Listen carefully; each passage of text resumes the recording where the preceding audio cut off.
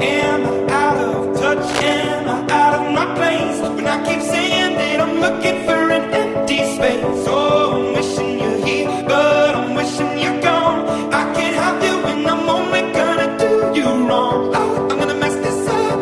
Oh, this is just my luck. Over and over and over again. Time to let it go. At the roadside we used to know. We can let this drift away. Oh, we let this drift away. There's always time to take it back. There's always time to take it back. There's always time to take it back. Assalamualaikum warahmatullahi wabarakatuh. Perkenalkan, aku Umi Mufidah Hidayati, mahasiswi program studi pendidikan agama Islam. Nah, hari ini aku mau bercerita tentang suatu masjid di kota Solo yang sudah tua tapi masih eksis hingga sekarang. Pernah gak sih kalian itu ngerasa bahwa bangunan tua itu bisa menyimpan banyak cerita? Jadi hari ini aku lagi jalan-jalan nih ke salah satu masjid tertua di kota Solo, yaitu Masjid Laweyan. Bukan cuma tempat ibadah, tetapi juga saksi bisu perjalanan Islam yang menyatu dengan budaya Jawa. Yuk kita telusuri bareng sejarah dan keindahannya. Akses masuknya cukup mudah. Kalian lewat Jalan Dr. Rajiman, kemudian menemukan Penyetan Nusantara. Nah, di situ ada gang yang ada langgar Al-Ikhlas. Nah, ini dia langgarnya. Dan tinggal masuk aja lurus, mengikuti jalan. Tinggal lurus saja terus. Jalannya cukup mudah kok. Cuma tinggal lurus. Nah, di depan ini ada perempatan, terus lagi sampai bertemu jembatan. Nah, ini dia jembatannya. Dan masjidnya tepat di depan jembatan. Nah, ini dia masjidnya. Masjid Laweyan. Sudah terlihat kan? Hari ini aku lagi ada di Masjid Laweyan, salah satu masjid tertua yang ada di kota Solo. Masjid ini dibangun sekitar abad ke-16 oleh Ki Ageng Henis, seorang tokoh penting dalam penyebaran agama Islam di Jawa dan leluhur Raja-Raja Mataram. Nggak cuma jadi tempat ibadah saja, masjid ini mempunyai nilai sejarah dan budaya yang luar biasa. Di vlog ini, aku bakal ajak kalian buat menelusuri arsitektur dan kisah di balik masjid tua ini. Yuk ikutin aku! Dari luar, kita bisa lihat gaya bangunan khas arsitektur Masjid Jawa. Atapnya tumpang tiga, bentuknya makin kecil ke atas. Itu bukan sekedar gaya, tetapi melambangkan perjalanan spiritual menuju yang maha tinggi. Masuk di serambinya, ada beduk dan juga kantongan tua. Dua alat ini dulunya dipakai untuk penanda waktu sholat dan komunikasi warga. Tradisi ini masih dijaga sampai sekarang. Saat masuk ke dalam, suasananya langsung adem dan tenang gitu. Bagian dalam masjid ini masih mempertahankan banyak elemen aslinya. Lantainya dari ubin putih klasik, dindingnya tebal, dan langit-langitnya tinggi. Yang paling mencolok, ada 4 tiang besar yang berbahan dasar kayu jati yang disebut dengan Soko Guru. Tiang ini menopang atap utama dan melambangkan 4 arah mata angin, simbol hubungan antara manusia dengan alam dan Tuhan. Plafon terbuka dan dihiasi ukiran sulur daun, bunga, dan pola geometris. Motif ini punya filosofi yang dalam, dimaknai dengan bunga itu merupakan lambang kesucian dan sulur sebagai lambang kehidupan yang terus berjalan. Nah, di masjid ini ada sebuah mimbar kayu jati yang bentuknya sederhana tetapi megah.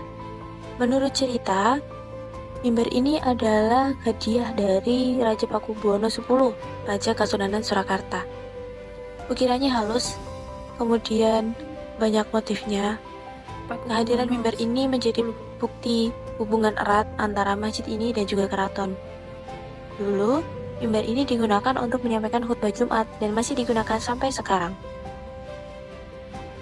Menurut catatan sejarah dan cerita lokal, sebelum menjadi masjid, lokasi ini adalah sebuah pura.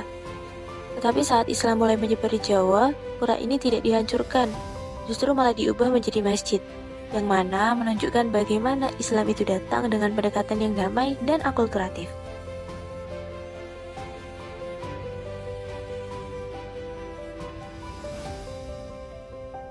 Di area sekitar masjid juga terdapat makam dari Ki Ageng Henis.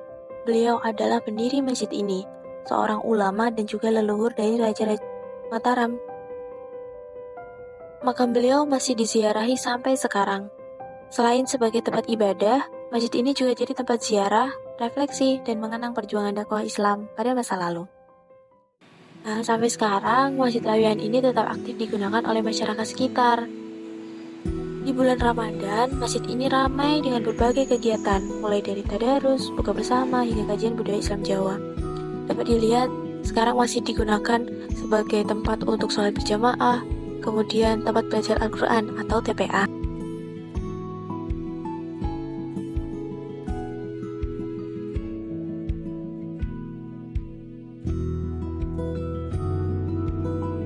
أشهد أن لا إله إلا الله.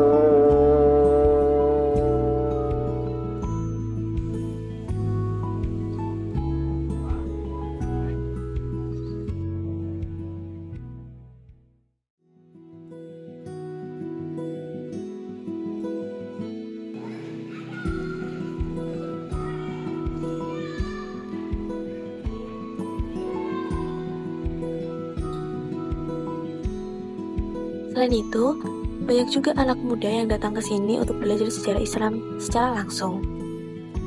Nah, dalam era modern yang serba digital, Masjid Lawean masih menjadi pengingat bahwa nilai-nilai tradisi dan kearifan lokal itu tetap bisa bersanding dengan perkembangan zaman. Buat aku pribadi, Masjid Lawean ini tuh bukan cuma bangunan yang tua, tetapi juga saksi sejarah, tempat budaya, dan juga agama ini saling bertemu dan juga hidup berdampingan.